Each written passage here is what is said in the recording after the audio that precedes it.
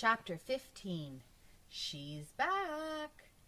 Dee Dee ran across the playground screaming. At first Louis thought she was just having fun, but then he realized something was wrong. He hurried after her and grabbed her arm.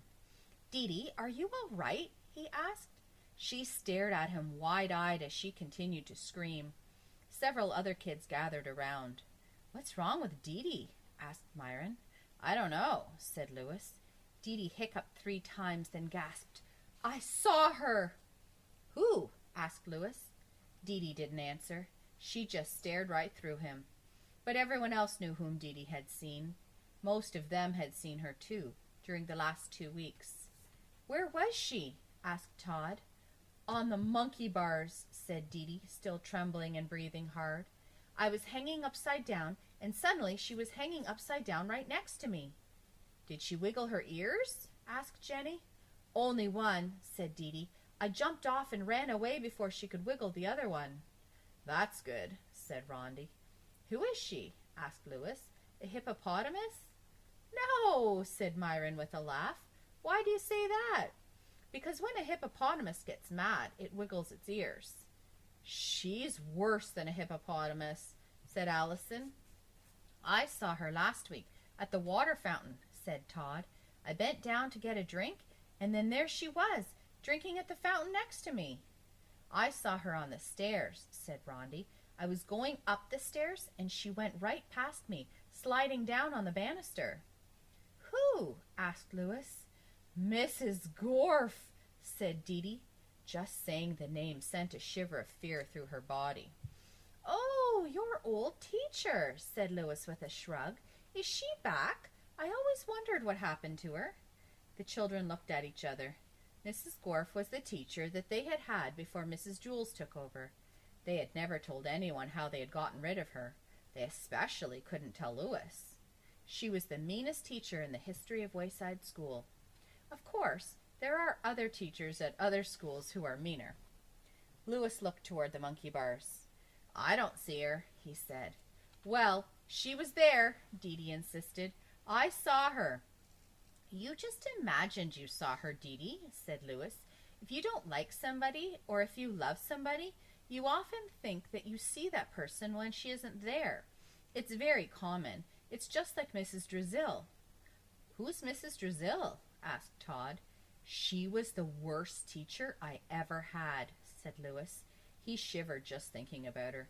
"She was my teacher when I was your age. I sometimes think I see her too, and I still have nightmares about her." "Was she mean?" asked Rondi. "She was horrible," said Louis.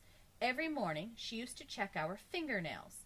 If they were dirty, she'd tell the whole class, 'Louis has dirty fingernails this morning.'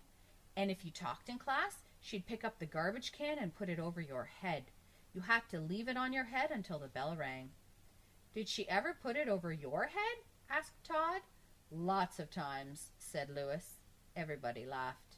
"It wasn't funny," said Louis. "My mother always knew when I got in trouble because I'd have bits of garbage stuck in my hair." "Did it get stuck in your mustache too?" asked Rondi. "Louis didn't have a mustache when he was our age," said Allison. "Did you, Louis?" Suddenly, Louis screamed. Everyone stared at him. "She's back!" he shouted as he shook with fear. Then he slapped himself in the face. "Excuse me," he said. "Sorry. For a second I thought I saw Mrs. Drizzle." He turned to Dee Dee. "Come on, let's go to the monkey bars." "No," declared Dee Dee. "I'm not going back. I'm never getting on the monkey bars again." Louis took hold of her hand. "Mrs. Gorf isn't there," he said. "You just imagined her." They headed to the monkey bars. No one else dared to follow. "If she starts to wiggle her ears, run away as fast as you can," warned Dee Dee. She held tightly onto Louis's hand. When they reached the monkey bars, no one was there. "Where were you when you saw her?" Louis asked. "I was hanging upside down over there," said Dee Dee, pointing. "Okay, go hang upside down," said Louis. "No!" exclaimed Dee Dee.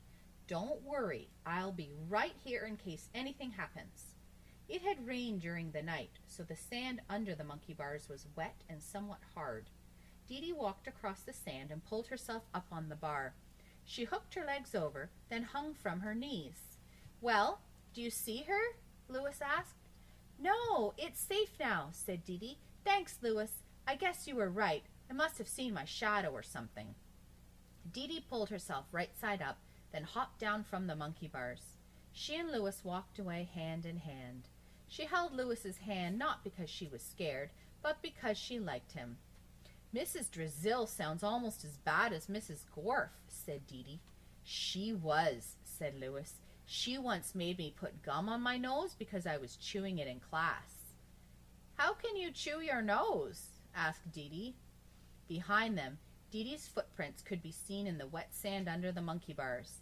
There was also another set of footprints, made by a person who had much bigger feet.